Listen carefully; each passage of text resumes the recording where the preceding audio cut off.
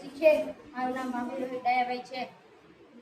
અમે ધોરણ 8માં અભ્યાસ કરીએ છીએ. આજે વિષય વિજ્ઞાન. આજે અમે હળનું મોડેલ બનાવ્યું છે. હળ ખેડૂતનો મિત્ર હોય છે. આને જોત કહેવાય, અને હળસાપર કહેવાય, અને આને ફારું કહેવાય.